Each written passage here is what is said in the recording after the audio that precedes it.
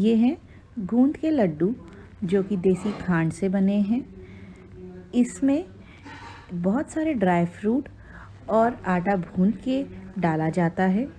सर्दियों में इसकी शेल्फ़ लाइफ काफ़ी लंबी होती है, तकरीबन 1 से 1.5 महीने तक बड़े आराम से इसे चलते हैं। बहुत ज़्यादा एनर्जी होती है इन लड्डुओं में। आप सर्दियों की जगह पे इसे ट्रैवलिंग पे लेकर भी जा सकते हैं। देखिए बहुत अच्छे से गोल शेप है और इसके अलावा मीठे की क्रेविंग में कोई और दूसरे लड्डू आप खाना पसंद ही नहीं करेंगे।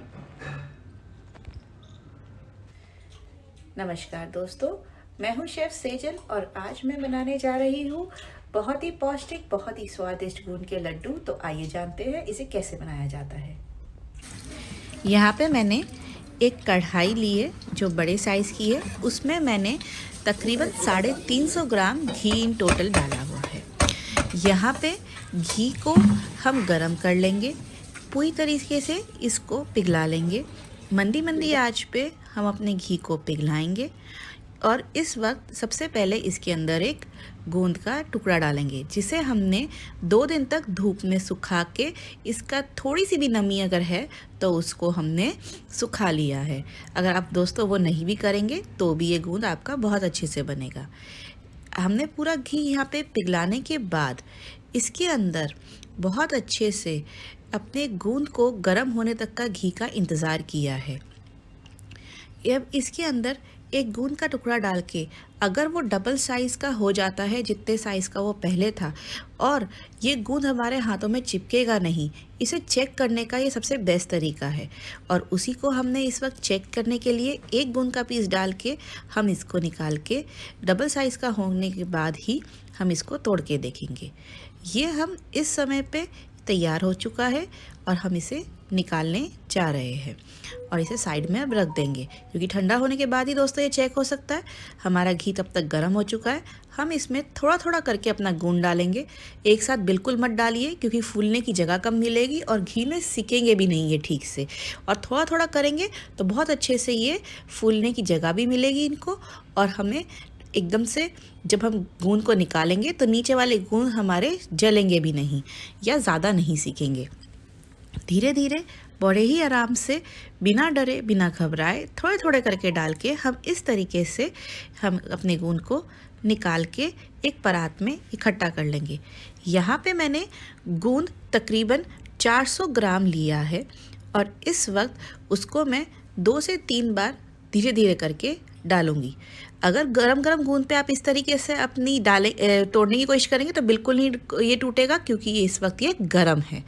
हमने इस वक्त इसके अंदर दूसरी बार और गूंद डाला है और उसको भी हम धीरे धीरे इस तरीके से करछी से आप देख सकते हैं धीरे धीरे घुमाते हुए आपका ये डबल साइज का हो गया है। ये पूरे डबल साइज़ के होने के बाद भी 2 मिनट लेते हैं। गूंद को मंदी आंच पे ही नहीं, थोड़ी सी तेज़ आंच पर डाल के फिर उसको मंदी करते रहिए बीच बीच में और तेज़ करते रहिए। गैस की फ्लेम हमारी ना ही बहुत तेज़ हो और ना ही बहुत लो हो। अगर तेज़ ज़्यादा हो गई है तो आप लो फ्लेम कर लीजिए और अगर लो फ्लेम पे आपको लगता है घी ठंडा हो गया है तो आप उसे हाई कर लीजिए। इस तरीके से आप देख सकते हैं मैंने अपने घी के डिब्बे को साइड में रखा हुआ है क्योंकि हमें कभी भी घी की ज़रूरत पड़ेगी तो हम बीच में डाल लेंगे।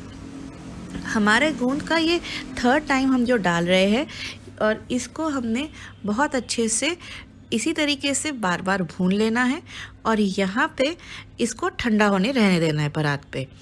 इस तरीके से हम इसकी हवा को हम एक निकाल भी लेंगे और अभी एक गूंद लेकर हम चेक भी कर लेंगे।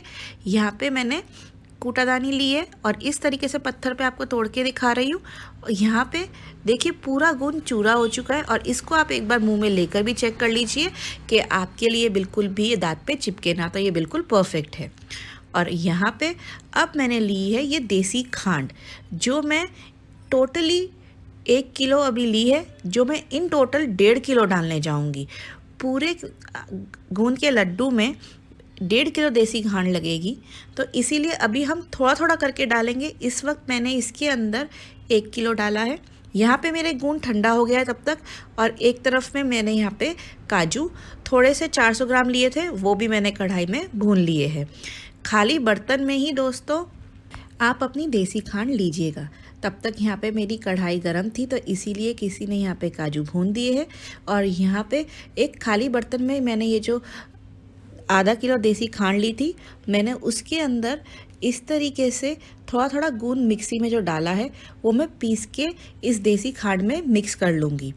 धीरे धीरे हमें अपनी पूरा नहीं पीसना है, बिल्कुल पाउडर फॉर्म नहीं करना है, वरना वो गूंद अपना घी छोड़ देगा। इसी तरीके से कोई भी ड्राई फ्रूट हमें पूरा नहीं पीसना है, तो इसीलिए हम उसे दरदरा पीसेंगे। बहुत ध्यान रखिएगा, मिक्सी में गरम गरम बिल्कुल भी ना पीसे। और इसे भी हमने पाउडर फॉर्म कर लिया है और इसको हम इस तरीके से अपने खाली बर्तन में जिसमें हमने देसी खांड डाली थी उसी में हमने गूंद और अपने काजू डाला है। इस वक्त हमने इसके अंदर काजू को भी भून के पीस लिया है और सिर्फ 3 इंग्रेडिएंट डाले हैं और ये हम तीनों को इसी के अंदर इस तरीके से इकट्ठा कर लेंगे।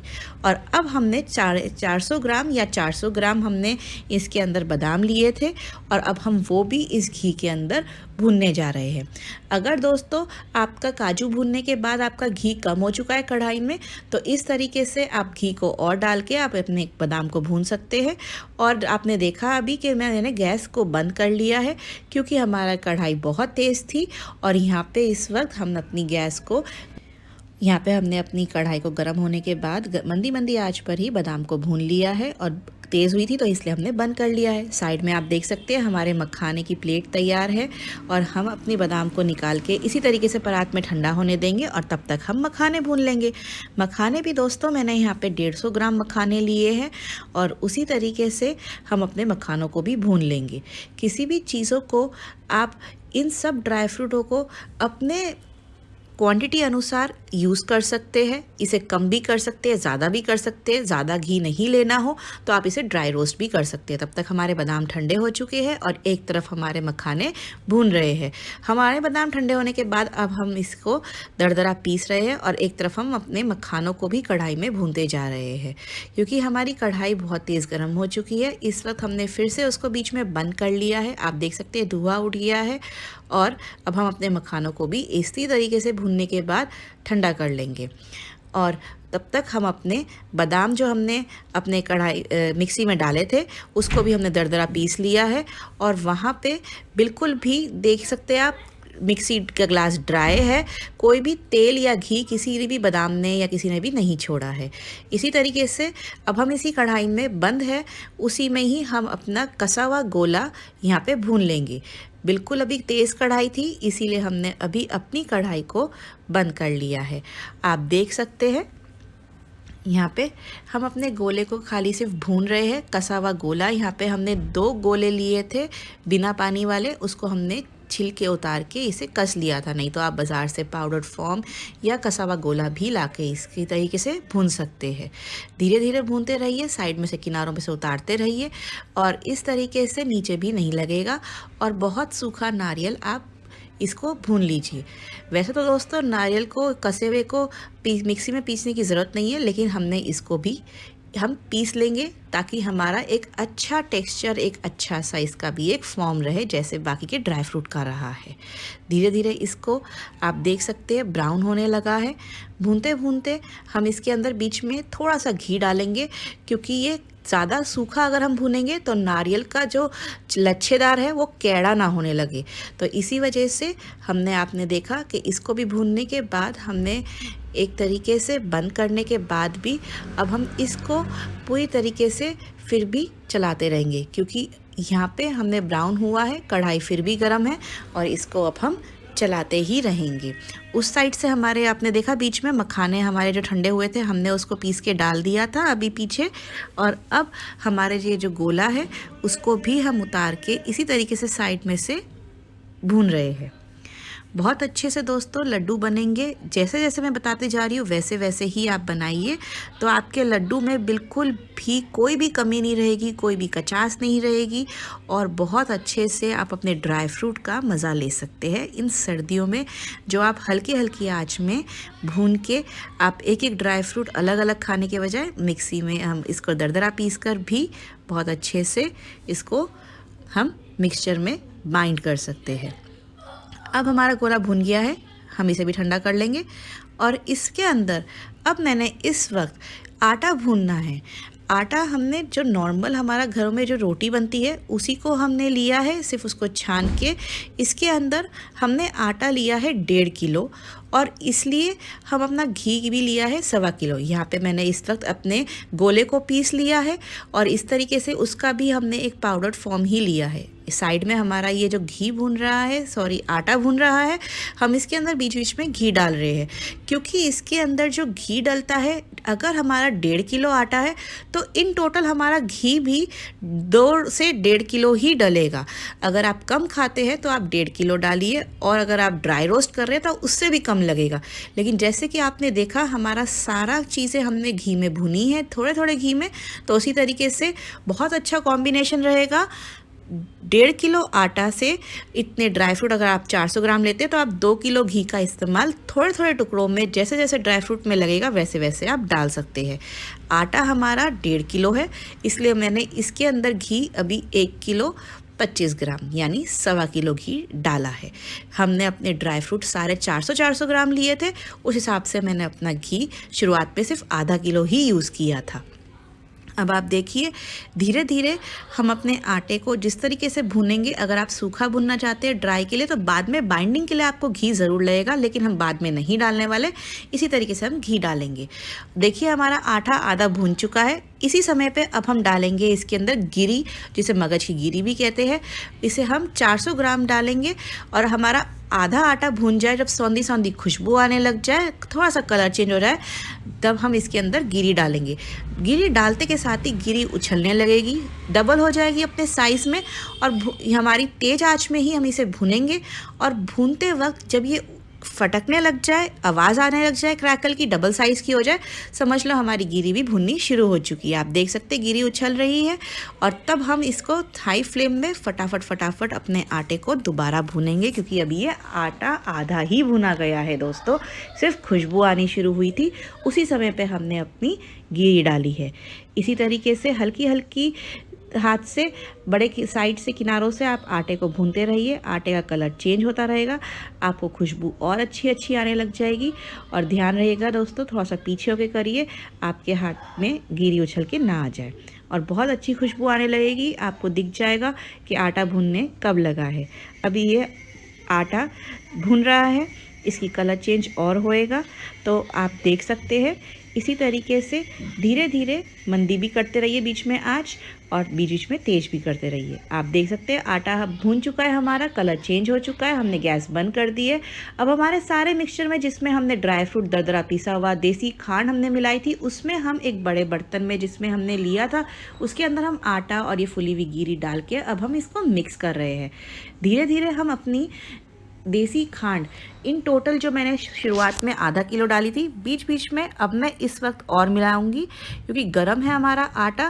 पहले हम उसे मिक्स कर लेंगे, नीचे तक हम उसको लगा लेंगे, और फिर हम अपनी देसी खांड, इन टोटल जो हमें डालनी है 1.5 किलो आटे में 1.5 किलो देसी खांड। आप देख सकते हैं कढ़ाई में मैंने अपने मिक्सचर को ले लिया है, और इस तरीके से हम अपने लड्डू को इसे बाइंड कर लेंगे बिना घी के, क्योंकि ऑलरेडी हमने दोस्तों 2 किलो घी टुकड़ों में हमने करके डाला है।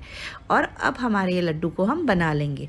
देखिए आप, इस तरीके से हमने अपने तकरीबन 6.5 किलो लड्डू बना लिए हैं, और बहुत स्वादिष्ट, हड्डियों की जान है। सर्दियों में मीठे की क्रेविंग है, कैल्शियम की कमी की दौर पर है।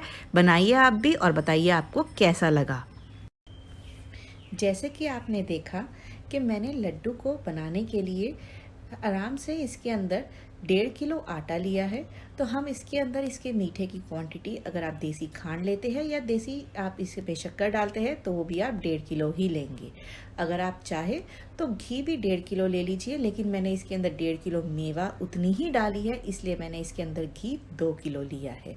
अगर आप डाइट में हैं तो आप अपने ड्राई फ्रूट्स को ड्राई रोस्ट करके भी ले सकते हैं। यहाँ तक कि मैंने इसके अंदर काजू और बादाम और गोला और गूंद, इसके अंदर मैंने 400 ग्राम लिए। सिर्फ इसके अंदर मखाने हैं जो मैंने इसके अंदर 150 ग्राम लिए हैं। यहाँ तक कि जो खरबूजे की बीज यानी गिरी हमने जो आटे के साथ भूनी थी, वो भी मैंने 400 ग्राम ही ली है। घी को मैंने 2 किलो इसलिए लिया है क्योंकि मैंने लड्डू को गूंदते वक्त जब हम बाइंड करते हैं तब वो हमें सूखने के बाद बहुत अच्छे से निकल के लड्डू के फॉर्म पे ही आते हैं। ना ही ये ज़्यादा बिखरते या फैलते, ना ही इसका चूरा होता। तो आप देसी ये गूंद के लड्डू बनाने के लिए सिर्फ 3 चीज़ों की ही ध्यान रखिए। मेवा तो आप जितनी कम बढ़ती करना चाहे उतना कर सकते हैं। इसके अंदर जो 3 चीज़ों का आपको ध्यान रखना है वो ये है कि आप आटा जितना लें उतना ही आप इसके अंदर शक्कर या देसी खांड डालें और उतना ही आप इसके अंदर घी डाल सकते हैं। अगर आप मेवा ज़्यादा डाल रहे हैं तो थोड़ा सा घी बढ़ाने में कोई दिक्कत नहीं है। बहुत अच्छे और फ़ायदेमंद होते हैं। सर्दियों में ये ना ही सिर्फ गर्मियों को दूर करते हैं, ये आपको कैल्शियम की ताकत भी देते हैं और मीठे की क्रेविंग भी कम करते हैं। यहाँ तक कि लैक्टेटिंग मदर्स भी इसे बहुत आराम से खा सकती हैं। अगर डॉक्टर्स मना करते हैं कि आपका सिजेरियन है, आप ड्राई फ्रूट्स को रोस्ट करके लीजिए, लेकिन आप इसे गूंद के लड्डू ज़रूर लीजिए। बहुत फ़ायदेमंद और हड्डियों की जान के लिए आपको ज़रूर लेने चाहिए, जो ये सर्दियों में ही खाए जा सकते हैं, क्योंकि गर्मी में ऑलरेडी ड्राई फ्रूट गर्म होता है तो ये नहीं ले सकते। आपको मेरी वीडियो अच्छी लगी हो तो लाइक, शेयर और कमेंट ज़रूर करें।